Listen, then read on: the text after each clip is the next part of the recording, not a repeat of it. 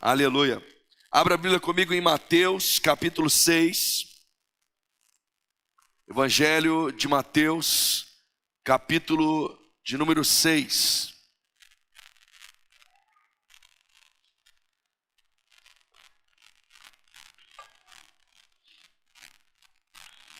Amém?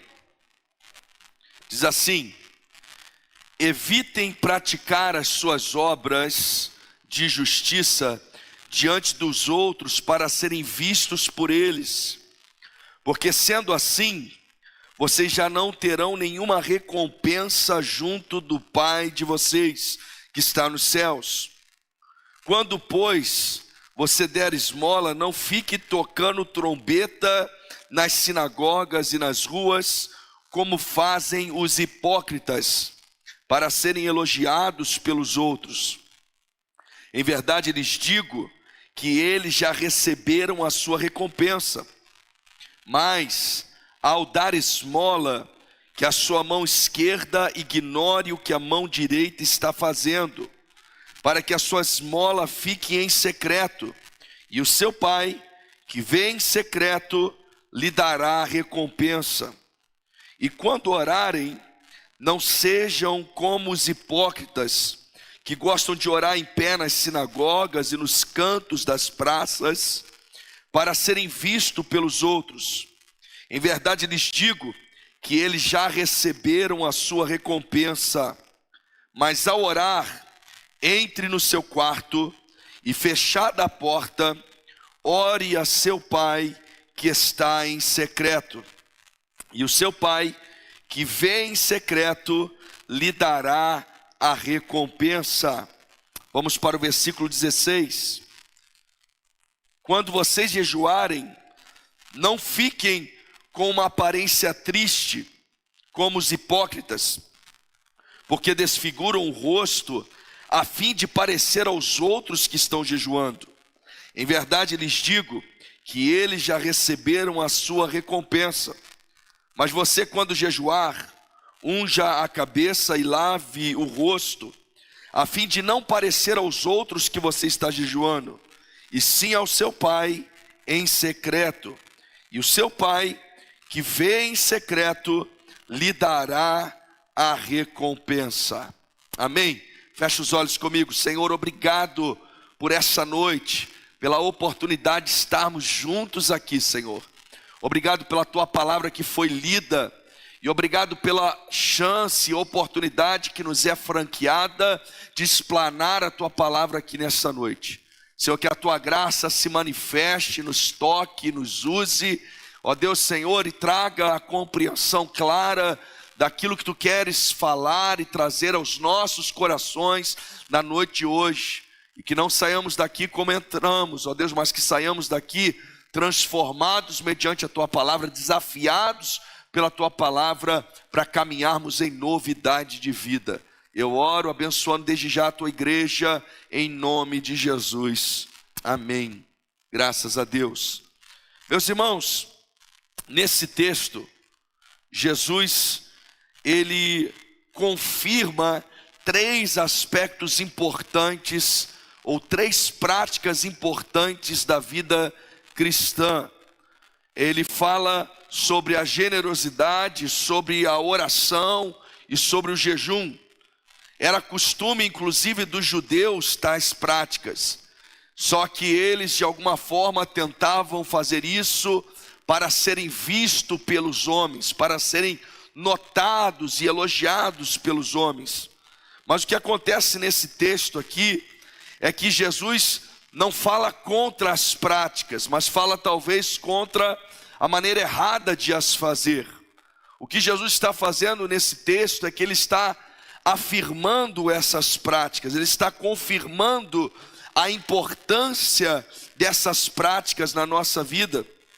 E é interessante que em todo momento Jesus não as apresenta como práticas que nós talvez vamos fazer ou não, que nós podemos optar em fazer ou não, escolher fazer ou não. Se você observar os termos que Jesus usa, por exemplo, no versículo 2, ele diz assim, olha, quando, pois, você der esmola, No versículo 5 ele diz assim: e quando orarem. No versículo 16 ele diz: quando jejuarem. Perceba que todo momento para Jesus está claro o fato de que aqueles que são discípulos, eles vão orar, eles vão jejuar e eles serão generosos. São características que fazem parte daqueles que servem a Deus e que caminham na vida cristã. Então em nenhum momento Jesus vai falar assim: ó, se de repente você decidir orar, ou se você optar por fazer um jejum, ou se você decidir ser generoso. Não, ele apenas diz o seguinte: olha, quando você fizer isso, quando você fizer aquilo, quando você fizer aquilo outro, ou seja, quando você orar, quando você jejuar, quando você for exercer generosidade, está implícito para Jesus de que o cristão faz isso, de que esta é uma prática daquele que nasceu de novo, daquele que está em Cristo, daquele que serve a Deus. Faz parte do modo operandi dessa pessoa. É igual o peixe nada, o passarinho voa, a árvore produz o seu fruto. Assim é a oração, o jejum, a generosidade para a vida daquele que está em Cristo Jesus e que é chamado por Cristo Jesus. Então é uma prática que está sendo confirmada por Jesus. Olha, vocês vão fazer isso. Então, e quando vocês fizerem, e aí sim ele vai nos mostrar que uma prática espiritual, ela, apesar de ser boa, legítima, se ela for feita de forma errada e equivocada, ela pode se tornar ruim, má. Se uma prática que é nobre, se ela for feita com intenções erradas, ela pode ser tida como uma prática também falha, errada e problemática. Então o que Jesus vai combater é a intenção pelo qual nós fazemos tais práticas. Ele vai dizer o seguinte: as práticas vocês precisam fazer porque isso faz parte do discípulo, da vida cristã, da vida daqueles que servem a Deus. Mas vocês precisam olhar para as intenções com as quais vocês estão fazendo, para a forma como qual vocês estão fazendo tais práticas. E então ele combate duas questões aqui logo de cara. Ele fala contra o orgulho, a vaidade, porque ele diz o seguinte, que muitas pessoas faziam tais práticas, e ele exagera até, usa hipérbole, dizendo tocam trombeta para que todos percebam e os elogiem, e aquilo é um objetivo de vaidade, de orgulho, de soberba. As pessoas praticarem e fazer aquela cara de jejum quando está jejuando, para que alguém pergunte o que aconteceu, está com algum problema? Não, estou jejuando, né? Para que ele seja considerado como alguém que é santo, que está num patamar diferente.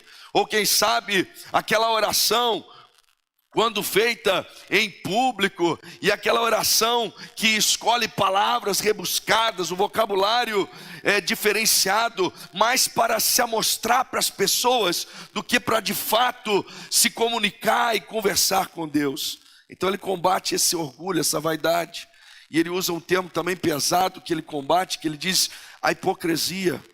A hipocrisia, que o termo utilizado aqui do grego, tem a ver com os atores de teatro da época, que eles personificavam um papel, ou seja, eles se faziam passar por algo que eles não eram, eles fingiam ser o que eles não eram. E Jesus está dizendo, quando vocês fazem isso, vocês são hipócritas, vocês são como atores, vocês estão fingindo algo que não são. E parece que para nós é mais fácil fingir do que ser. É mais fácil fazer de conta que a gente faz do que fazer de verdade. É mais fácil aparentar uma pseudo-espiritualidade, uma vida de oração, ou quem sabe aparentar que jejuamos, aparentar que somos generosos, do que de fato ser e fazer. Então Jesus aqui nos chama a atenção sobre a importância dessas três práticas e de como essas práticas precisam ser executadas não de uma forma pública, vaidosa ou hipócrita, mas são práticas do secreto, que devem acontecer no nosso secreto, devem ser feitas diante do Pai que vê em secreto, e Ele então nos recompensará. Eu quero compartilhar então algumas implicações dessa palavra nessa noite com os irmãos no nome de Jesus. A primeira delas, queridos, é o seguinte: o que nós cultivamos no secreto definirá quem nós seremos. O que nós fazemos no nosso secreto será determinante para a pessoa que nós seremos no público, digamos assim. O que as nossas práticas secretas, ou o que nós cultivamos no secreto da nossa alma, da nossa intimidade, da nossa casa, do nosso dia a dia, do nosso ser, vai ser determinante para quem nós seremos, enquanto que em público e diante das pessoas. O que nós fazemos no secreto vai determinar inclusive o destino que nós teremos, onde nós estaremos, ou o que nós conquistaremos ou não. Depende muito do que nós fazemos no secreto.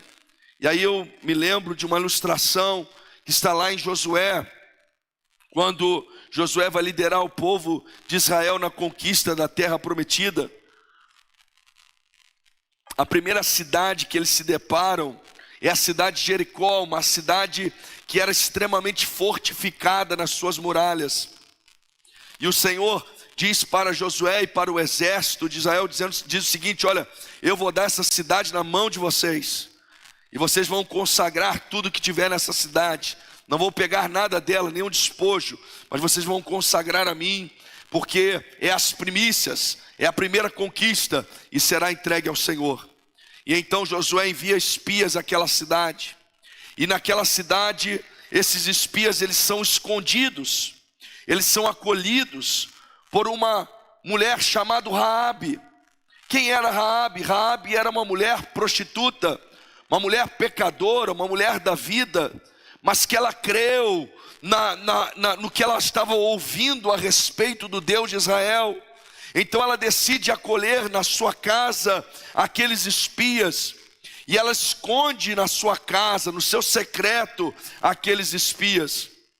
E quando ela recebe aqueles espias, ela não está recebendo simplesmente pessoas do povo de Israel, mas ela está recebendo representantes do Deus vivo ali na sua casa.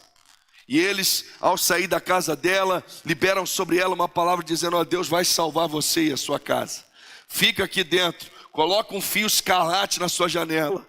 A Bíblia diz que quando eles rodeiam aquelas muralhas, Deus se manifesta de forma sobrenatural, e todas aquelas muralhas caem, todas elas caem, destruindo praticamente a cidade por inteiro, mas apenas um pequeno pedaço daquela muralha não cai.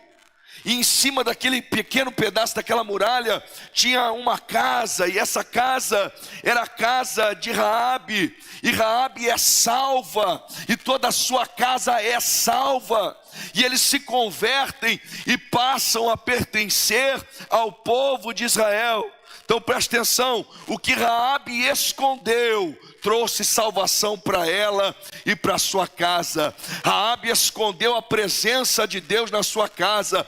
Raabe escondeu a fé no que Deus estava fazendo na sua casa. E isso trouxe salvação para ela e para toda a sua família que estava ali na sua casa com ela. Que coisa extraordinária. E como se não bastasse, a Bíblia vai nos dizer que Raabe se converte, ela se torna do povo de Deus, e ela agora é uma das antecedentes de Cristo.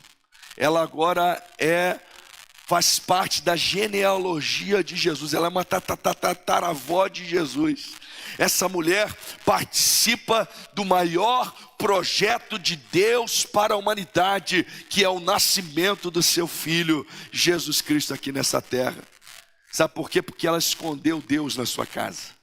Ela decidiu colocar no seu secreto promessa de Deus, presença de Deus, fé em Deus, e isso trouxe salvação para ela e para sua casa. Mas a história continua. Depois de Jericó, que era uma grande cidade fortificada, e da grande vitória que Deus deu ao povo de Israel, eles vão para a sua próxima conquista.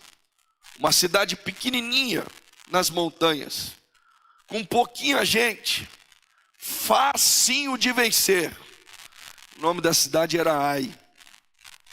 Josué nem envia todo o exército, mas o que acontece é que eles sofrem uma derrota vergonhosa naquele dia. Que deve ser por isso que o nome da cidade é Ai, né? Doeu, né? Voltam envergonhados, humilhados. Josué, o grande comandante, ele entra em crise, ele vai orar, ele vai falar com Deus. Fala assim, como assim, Deus? Tu me prometeste toda a terra. Nós somos o teu povo, teu exército. Como que nós fomos derrotados? Deus fala para Josué o seguinte: tem alguém escondendo o pecado no meio do arraial do povo de Deus. Deus havia instruído o seu povo que ninguém poderia pegar nada dos despojos de Jericó, das coisas de Jericó.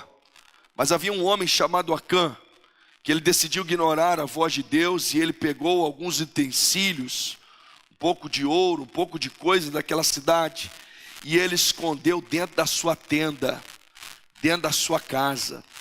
Ele colocou no secreto da sua casa aquelas coisas.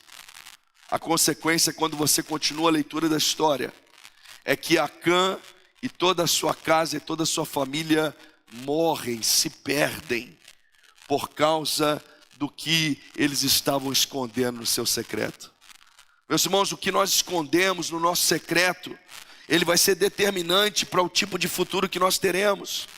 O que nós escondemos no nosso secreto vai ser determinante para a qualidade de vida que nós vivemos, para o futuro que nós tensionamos e esperamos. E o que você precisa entender é que todos nós temos um secreto. E o costume, sabe o que é as pessoas esconder no seu secreto? As pessoas escondem mágoa no seu secreto. As pessoas escondem ressentimento. As pessoas escondem dores emocionais, feridas abertas. Muitas pessoas até mesmo escondem vícios pecaminosos. Alguns chegam a esconder pecados no seu secreto.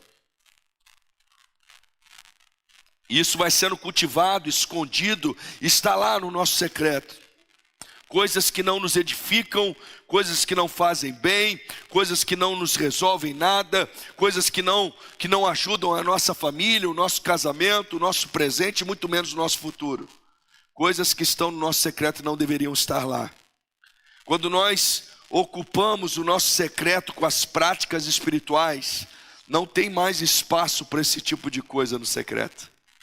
Quando você entende o que Jesus está dizendo e você coloca as práticas espirituais no teu secreto, quando você está sozinho, quando lá no seu íntimo, quando lá no seu interior, quando você adota práticas espirituais para o secreto, aquilo que antes dominava esse secreto, ele vai sendo resolvido, ele vai sendo limpo, ele vai sendo tirado. Faz um exercício lógico aqui comigo. Você consegue imaginar uma pessoa que tem uma experiência de secreto com Deus, de oração, de derramar o seu coração, de derramar a sua alma, que tem uma experiência de secreto com Deus de jejum, que tem uma experiência secreta com Deus de generosidade, de amor às pessoas? Você consegue imaginar uma pessoa assim, retendo mágoa de alguém? Retendo ressentimento de alguém? Cultivando doenças emocionais? Meus irmãos, nós precisamos permear o nosso secreto com as práticas espirituais que Jesus está nos instruindo, que Jesus está falando conosco, que Jesus está colocando sobre as nossas vidas. E nesse secreto, quando você coloca Deus ali, as práticas espirituais, o teu Pai que te vê em secreto, ele começa a operar na sua vida e te recompensar de uma forma extraordinária. Então há 3 práticas aqui que ele fala que nós temos que observar no secreto. A primeira delas é generosidade. Um cristão de verdade, queridos, ele tem que ser generoso. Ele tem que ter a generosidade como prática, como estilo de vida. Nós temos que ser generosos porque o nosso Deus é generoso. Não existe maior expressão de generosidade do que o Deus que nós servimos. Nós sabemos de cor o texto de João 3,16, que diz que Deus amou o mundo de tal forma, de tal maneira, que Ele deu o seu único filho para morrer no nosso lugar. Nós estamos extasiados com esse amor, agradecemos, mas muitas vezes nós não paramos para raciocinar nesse texto. Meus queridos, o que acontece não é que existia lá milhares e milhares de filhos lá no céu, e Deus tinha gente sobrando e falou assim, ó, vai lá alguém morrer pelo homem, vai lá alguém resolver esse problema. O que a Bíblia está dizendo é que Deus, Ele é tão generoso, Ele é tão extraordinário, e que ainda que Ele só tinha um único filho, não tem outro, não tinha outro, Ele decide, por amor a nós, ofertar o que Ele tem de melhor, o que Ele tem de mais precioso, o que Ele tem de único. Ele oferta o seu filho para morrer por nós naquela cruz, para que eu e você tenhamos a vida eterna. E o que dirá do próprio Jesus, que entrega a sua própria vida, que oferta a sua própria vida? Tem como falar de generosidade maior do que essa, queridos? O nosso Deus, em essência, é um Deus generoso. O nosso Cristo é um Cristo generoso. E se nós somos as cópias de Cristo, se não mais vivemos nós, mas se Cristo vive em nós, a generosidade tem que fazer parte do nosso DNA. Do nosso DNA.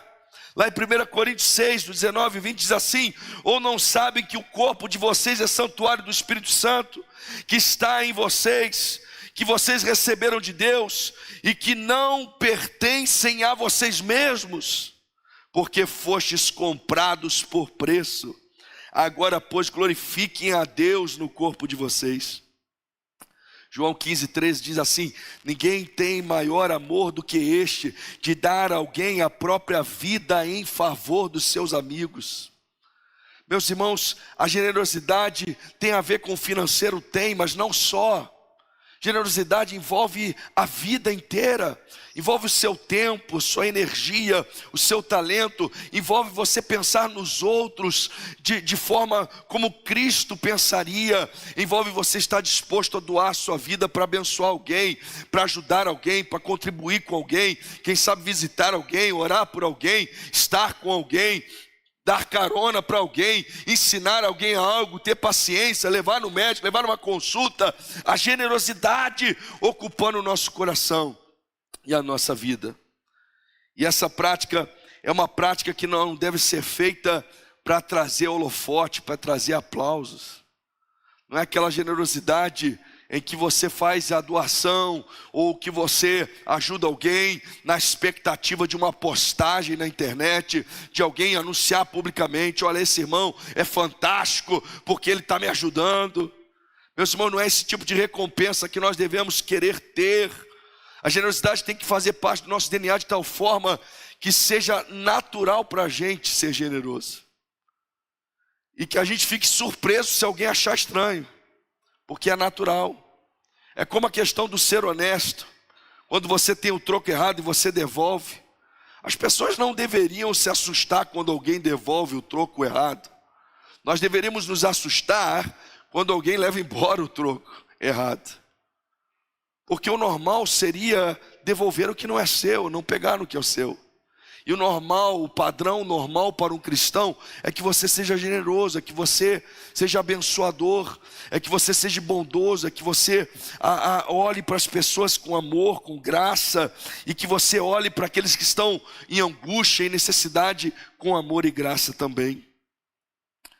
A segunda prática que ele fala conosco aqui é a oração. A oração tem a ver com cultivar a intimidade com Deus, relacionamento com Deus, queridos. Nós podemos em oração levar a Deus nossas necessidades, nossos pedidos, nossas ansiedades, nossas angústias. Mas a oração é muito mais do que isso. A oração não é o aplicativo de iFood que você acessa quando precisa de algo. A aplicação não é como o aplicativo do Uber que você chama quando você está precisando. A oração, o objetivo principal dela é te proporcionar uma oportunidade de comunhão, de relacionamento com Deus, de intimidade com Deus. A grande valia da oração está no fato de que através do sangue de Jesus derramado, através do que Jesus fez na cruz, o véu do templo se rompeu de alto a baixo, e agora eu e você temos livre acesso à presença de Deus, e nós podemos falar com Ele, ter comunhão com Ele, nós podemos ouvir a sua voz, sentir a sua presença, receber dele suas bênçãos. Nós não precisamos de alguém que intermedie para a gente isso. Nós não precisamos de alguém que fale em nosso nome a Deus. Nós temos acesso à presença dele e precisamos desfrutar da comunhão, do relacionamento, daquilo que ele nos tem a ofertar.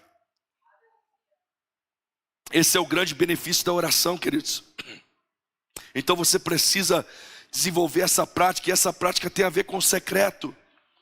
Tem a ver com uma disciplina em que você lá, quando ninguém está vendo, ninguém está sabendo, você começa a desenvolver um momento de comunhão, de intimidade, de relacionamento com Deus. De relacionamento com Deus. Você ora, você fala com Deus, você abre o seu coração. E a oração, queridos, a gente se equivoca, como pastor, eu ouço direto pessoas falando assim: pastor, eu não sei orar.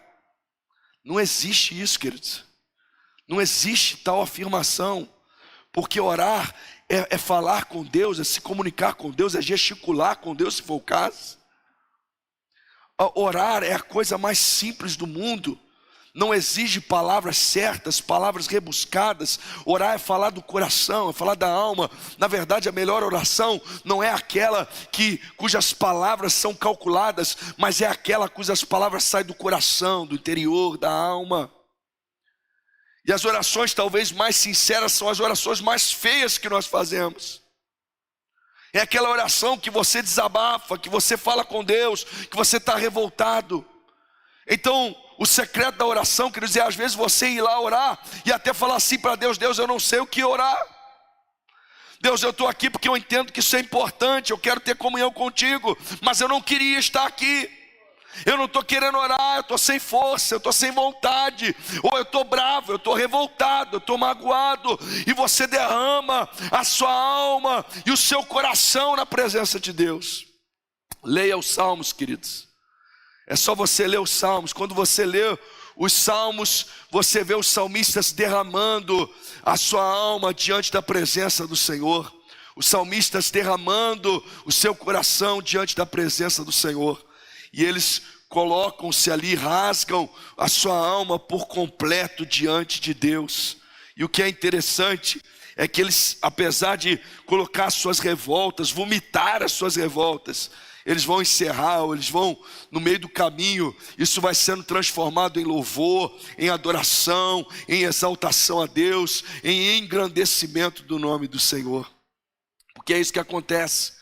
Você começa a oração com a sua sinceridade, com as suas revoltas, com as suas dificuldades, com os seus problemas, mas você vai naquele meio do caminho sendo ministrado pelo Senhor, trabalhado pelo Senhor. Isso te leva à expressão de louvor, de adoração, de gratidão, de crescimento, de avanço diante da presença de Deus.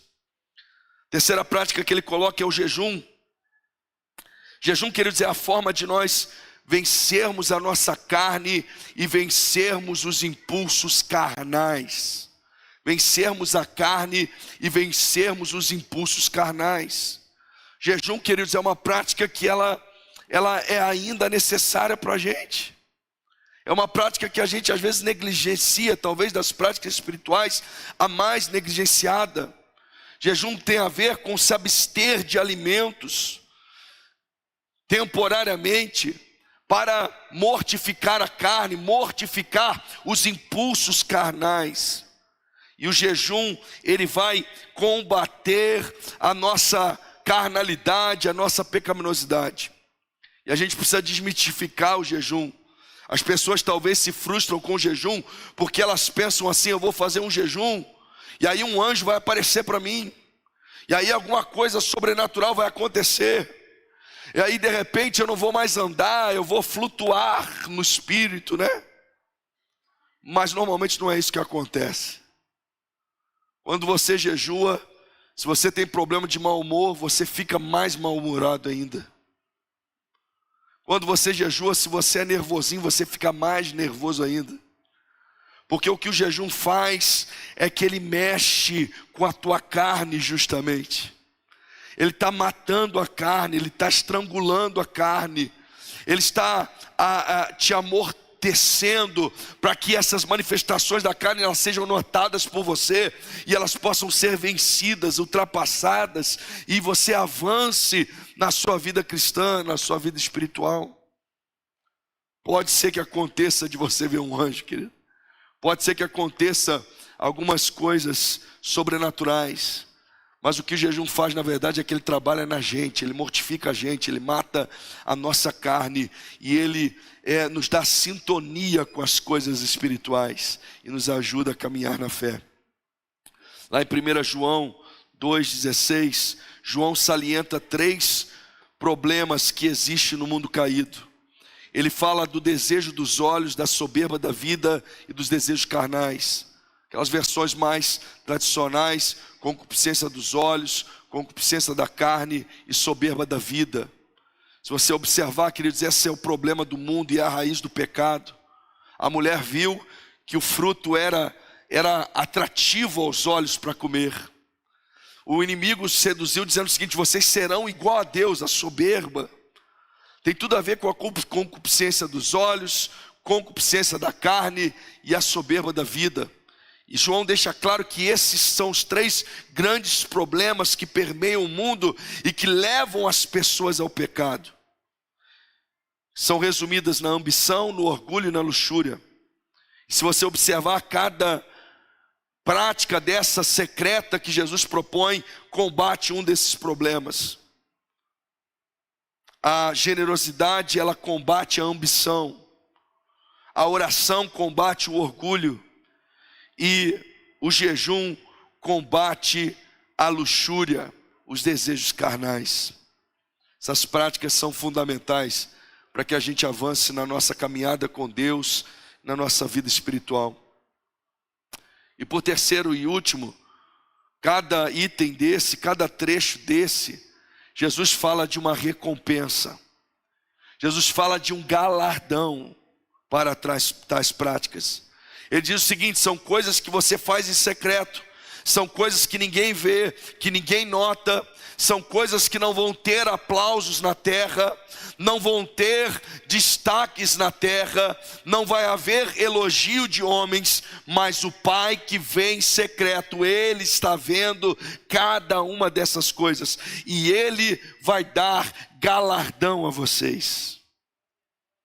Meus irmãos, nós precisamos lembrar que a nossa vida, ela não é uma vida só terrena. Aliás, aquele homem que espera só nessa terra, ele é chamado na Bíblia de um homem miserável.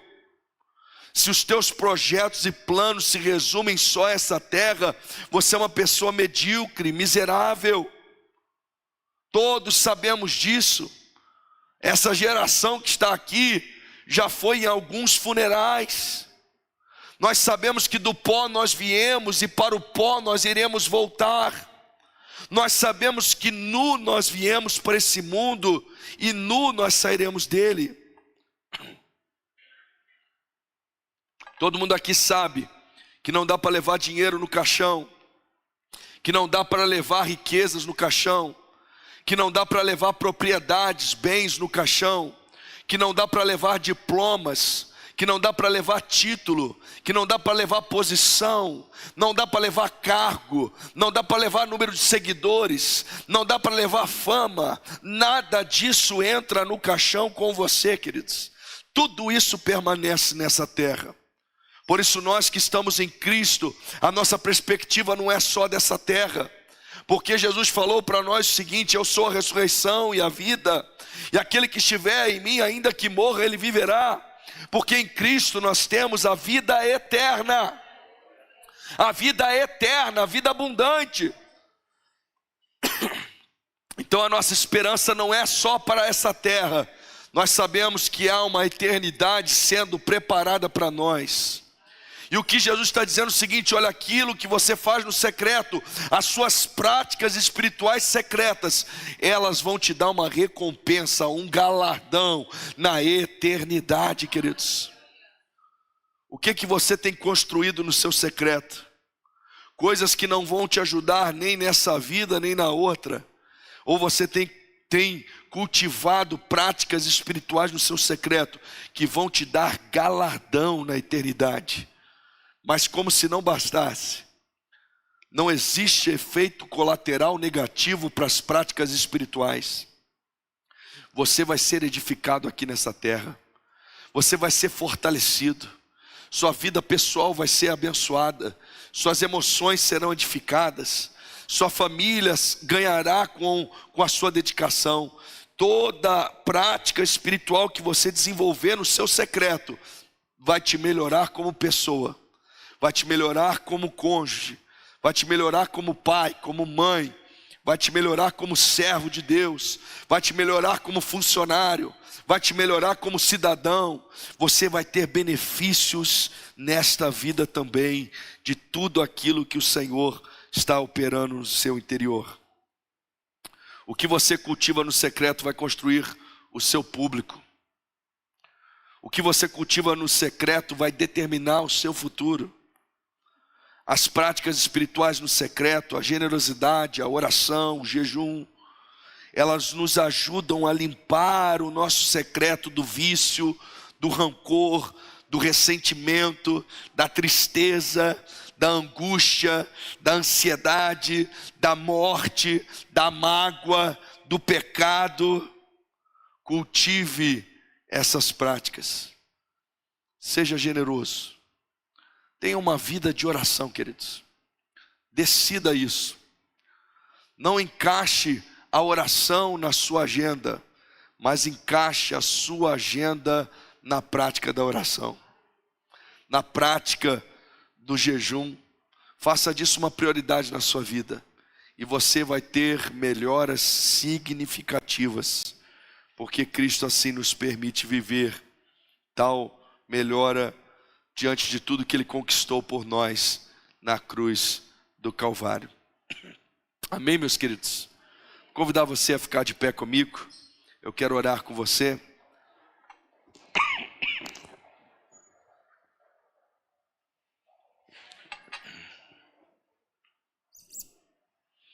Feche seus olhos.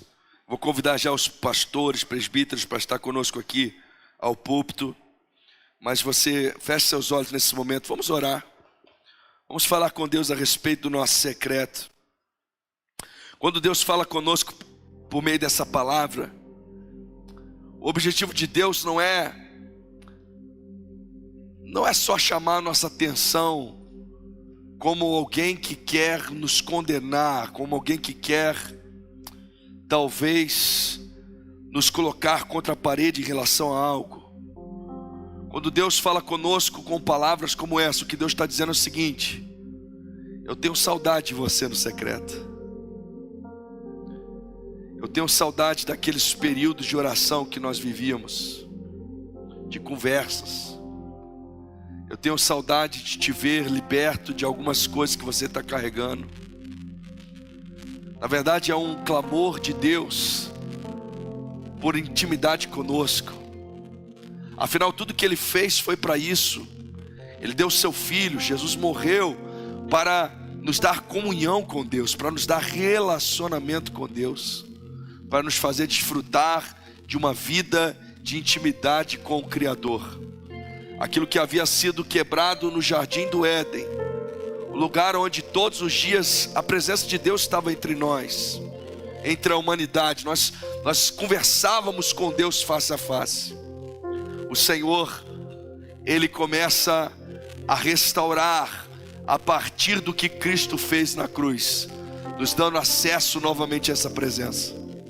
Mas o que acontece é que às vezes a gente ignora o que foi conquistado por nós, e a gente vai vivendo uma vida sem desfrutar do que Jesus conquistou para nós na cruz. O Senhor te chama para o secreto. O Senhor te chama para a intimidade, para a comunhão, para o relacionamento.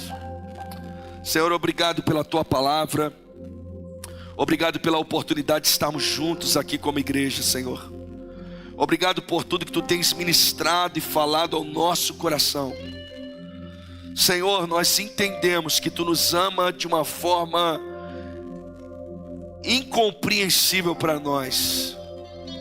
Senhor, e que todo o Teu projeto por meio da entrega do Teu Filho tem a ver com restaurar a nossa comunhão para contigo.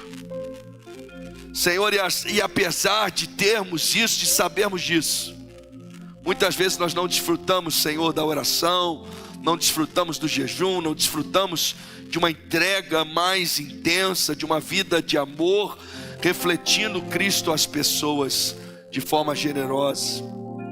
Nos ajuda, Senhor, nos capacita, restaura o nosso secreto, Senhor, chama-nos de volta, Senhor. Talvez pessoas que pararam de orar, pessoas que a correria da vida lhes roubou a prática do jejum, pessoas, ó Deus, que os calos das decepções lhes roubaram a generosidade.